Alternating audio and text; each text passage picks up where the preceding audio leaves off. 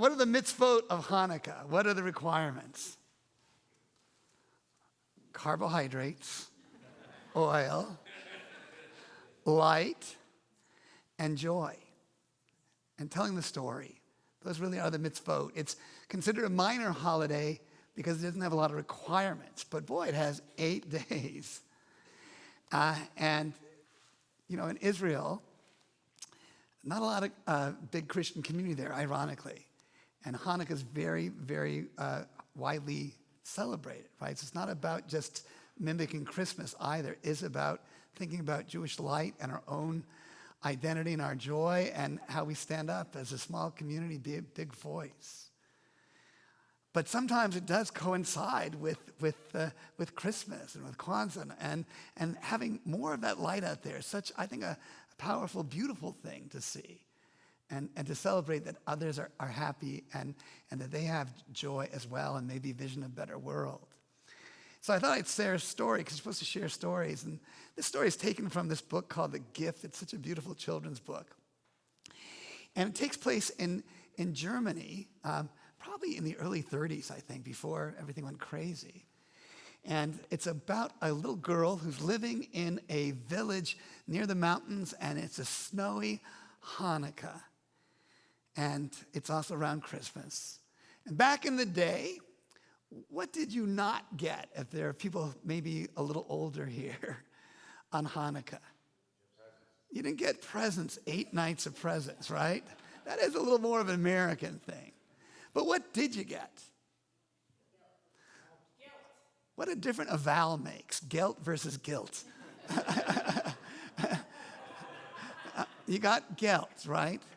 So in the story, this little girl, she's not so little, she's in, I think, middle school. And that Hanukkah, her parents gave her a 5-mark piece, which was a lot of money back then, a 5-mark coin. And she even had it in her bed that night on the covers, and it kind of pushed down, because that was a real thing.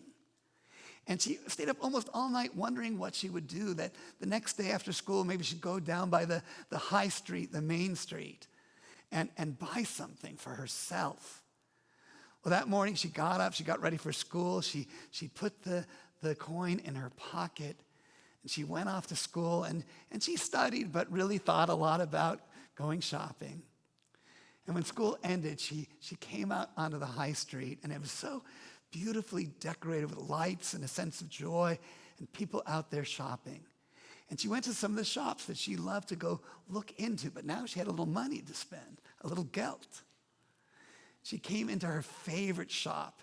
It was a writing shop, a card shop, a pen shop. Some people I know love those kinds of shops. And she went right up to the clerk and looked at the pens, and the clerk pulled out that whole set of pens, mechanical pencils, and she brought her some paper, and she could pull one out that she thought was really, really beautiful, and she started to write with it. But it just didn't seem to write the way she wanted it to. And she felt that money in her pocket, and she decided to go look somewhere else. She went next door, and next door was the apothecary, the perfume shop, drugstore, things of beauty and potions and bubble bath, all those good things. And this time it was really decorated so beautifully for the holiday with great ribbons.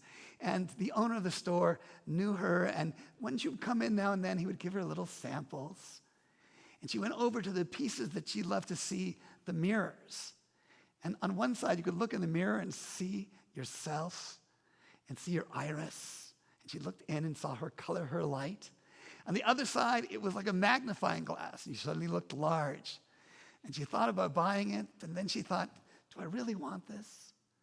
And so she came outside, and there was the bakery. Graham cracker, what are they called? Graham cracker cookies, all kinds of things, Jelly Bellies, whatever they had back then. She looked in at the candy, the baked goods, and next door, a woman opened a door and went into her mother's favorite hat shop. And she followed in. She'd gone there many times. And the woman let her try on the latest hat that she had created, beautiful white hat with gold decorations and flowers. It looked great on her. It's a little more than the 5 that she had on her. So she went outside again, and there it was, the toy store. Take a breath again, everyone. She went in, those old toys are just magnificent. There was the teddy bear section, and there was the mechanical toy section. You'd wind it up, and what would the monkey do?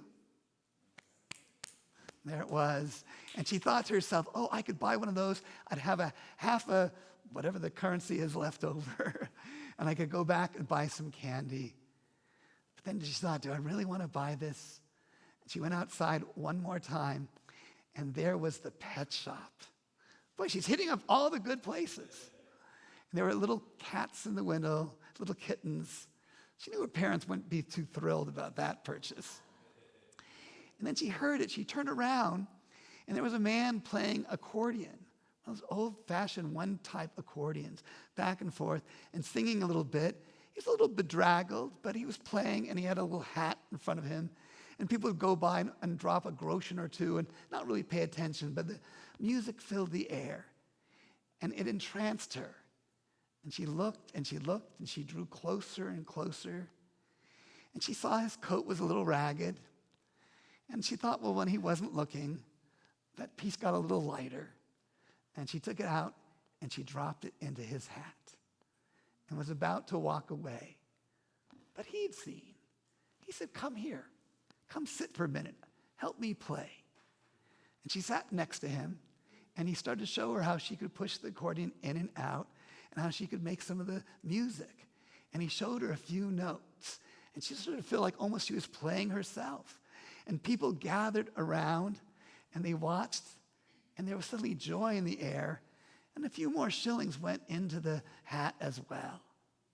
She took a deep breath herself, and she looked at the stars and the light in the shops and the light in the people around her, and she realized it was one of the best Hanukkah gifts she'd ever had. Think about how you share your gift, everyone. How do you share your light? How do you take it in as the days are getting a little lighter? And how do you look around at other people celebrating their holidays? And when they wish you a happy holiday and make an assumption about you, say happy holiday back. It's a time of light. It's a time of joy for all of us. Maybe a time of hope. Happy Hanukkah. Shabbat Shalom. Shabbat Shalom.